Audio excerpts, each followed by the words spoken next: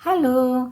आप सबको मेरा प्यार भरा नमस्कार और मेरे YouTube चैनल में आप सबका बहुत बहुत स्वागत है। आज फिर एक हम नया टॉपिक लेके मैं आ गई हूँ। मुझे एक नया टॉपिक मिल गया है, वो भी मेरे से किसी फ्रेंड से बात करते करते ही वो टॉपिक निकला है, तो मैंने सोचा क्यों ना मैं इसी विषय में आज बात करती हूँ। वो टॉपिक है खत, यानी पत्र, जो हम पहले के लोग यूज करते थे। आपने देखा होगा पुरानी फिल्मों में बहुत सारे गाने होते थे जो खतों पे लिखे गए हैं, जैसे लिखे जो खत तुझे वो तेरी याद में, और ये मेरा प्रेम पत्र पढ़कर कहीं तुम नाराज ना हो जाना, या फिर खत लिख दे सांवरिया के नाम बाबू, वो जान जाएंगे वो पहचान जाएंगे। इसी गाने से मुझे एक वाकया याद आ रहा है। मुझे नहीं पता कि ये सच्ची घटना है या फिर सुनी सुनाई घटना है। एक गांव में एक प्रेमी प्रेमिका रहते थे। प्रेमी काम की तलाश में शहर जाता है और वहां से वो अपनी प्रेमिका को रोज खत लिखता है। क्योंकि प्रेमिका अनपढ़ होती थी, उसे पढ़ना नहीं आता था, तो वो जो डाकिया होता था वही खत लेके आता था, तो वो उसी डाकिये से रिक्वेस्ट करती थी पत्र पढ़ने के लिए, और वो डाकिया रोज उसको वही पत्र, जो उसके प्रेमी की भावनाएं होती थी उस पत्र में, वो डाकिया पढ़ के सुनाता था। उस पत्र का प्रभाव आप ये देखिए कि वो पत्र सुनाते सुनाते और प्रेमिका पत्र सुनते सुनते वो इतनी भावनाओं में बह जाते हैं कि डाकिये को उस लड़की से प्रेम हो जाता है और वो दोनों आपस में शादी कर लेते हैं।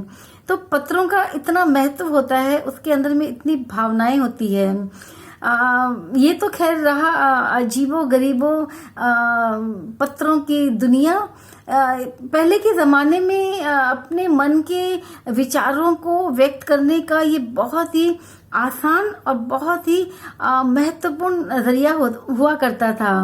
आजकल नहीं है। आजकल इस डिजिटल जमाने में फोन आ गया है और बहुत तरह के गैजेट आ गए हैं, तो हमारे आज के बच्चों को पता भी नहीं है कि पत्र पहले लिखा जाता था और पत्र ही एकमात्र जरिया होता था एक दूसरे की भावनाओं या कोई संदेश पहुंचाने के लिए।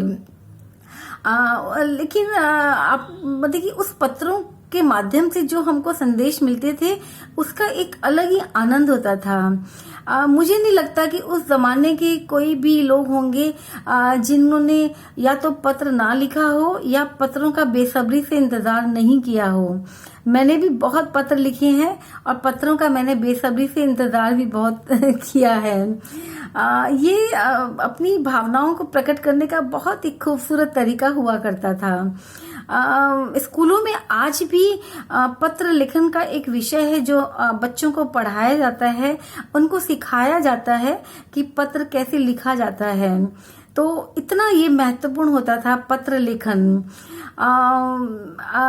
आज ना तो कोई उत्सुकता होती है, अगर हमारे पास में फोन भी आता है या मैसेज आता है तो हमारे मन में वो उत्सुकता नहीं होती है, वो बेसब्री नहीं होती है। आ गया तो ठीक है, पढ़ लेते हैं। कभी हम लोग डाउनलोड भी नहीं करते हैं, कभी उसको जस्ट ऐसे ही फॉरवर्ड कर देते हैं। लेकिन जो बात खतों में हुआ करती थी वो आजकल के किसी भी व्हाट्सएप मैसेज में या फिर नॉर्मल मैसेंजर में जो आता है उसमें वो बात नहीं है।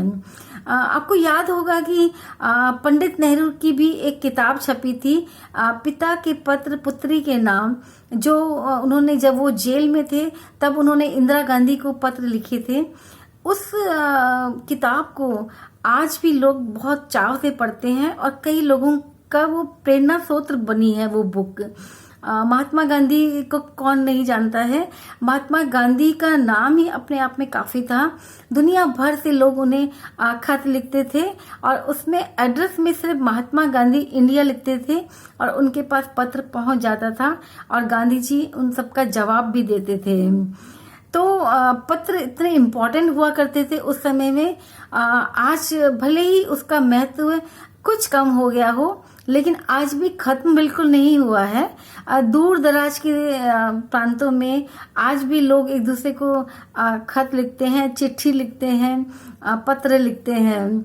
तो क्यों ना फिर वही दौर को शुरू किया जाए और उन्हीं खतों को हम लिखना शुरू करते हैं। सच में बहुत मजा आएगा। तो बस आज के लिए इतना ही। कल फिर एक नए टॉपिक के साथ मिलेंगे। Thank you.